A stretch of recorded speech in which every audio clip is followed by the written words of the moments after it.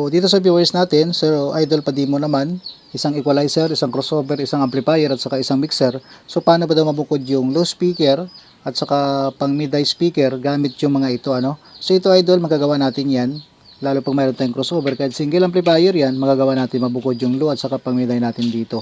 Gamit itong ating crossover dito. So left and right channel lang din ng ating amplifier dito. Mula sa ating mixer dito idol, mag-output lang tayo dito. Konektado sa ating equalizer, crossover at saka amplifier. So gagamitin natin na connector dito idol, ito dual mono TS sa dual XLR male. Output tayo dito sa ating main output ng ating mixer, pamunta lang dito sa input ng ating equalizer, channel 1 at saka channel 2 lang yan. Ayan. Tapos dito sa ating output ng ating equalizer, papunta lang din dito sa input ng ating crossover, channel 1, channel 2, dugtong lang natin yan. Gamit itong ating connector, dual XLR female to dual XLR male. Ayan ano. So output tayo dito sa ating channel 1, channel 2 ng ating equalizer. I-input lang natin ito sa ating channel 1, channel 2 ng ating crossover dito. Ayan. So isusit natin dito idol yung ating crossover sa two-way stereo ano. Tapos yung sa kaliwa, tapos nakaangat yung nasa kanan dito. So two-way stereo. Kapag naka two-way tayo dito, mayroong output dito, itong low at saka high. Kabila ang channel yan. So ngayon gagamit tayo ng connector dito, dual XLR female to dual male RCA. So ibawa yung channel 2, high output tayo dito.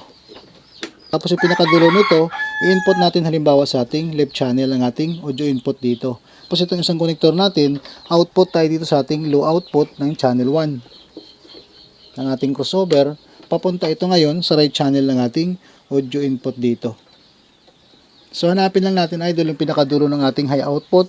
Kung nasa left channel siya, so sa left channel tayo maglagay ng ating pang mid-high. Tapos itong ating right output o right pang low, naka-input sa ating right channel, dito natin ilagay sa right channel yung ating pang low dito. Mabubukod natin yan gamit itong ating mixer, equalizer, crossover at saka single amplifier.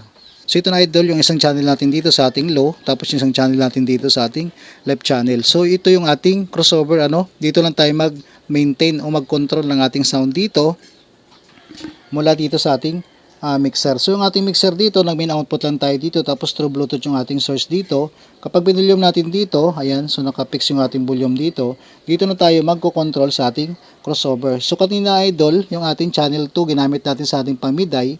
So nakakonektado naman yan sa ating audio input.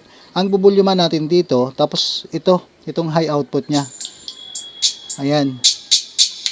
Yan yung ating pang-mid-high. Ayan ano. So dito makokontrol din natin yan dito sa ating crossover frequency. Pero dito, ayan, kung gusto natin lagyan ng vocal. Ayan, i-control natin dito. Ayan, naka 3.5 tayo dito. Tapos ito naman sa ating channel 1, ito yung low ang ating ibubulyum dito. So dito naka 140 yung ating crossover frequency dito. Yung ating gain idol, kabilang channel yan. Ayan, nakagitna lang siya.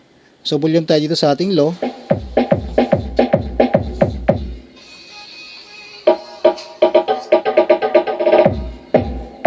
Ayan yung ating low. Tapos ito yung ating pang mid-high.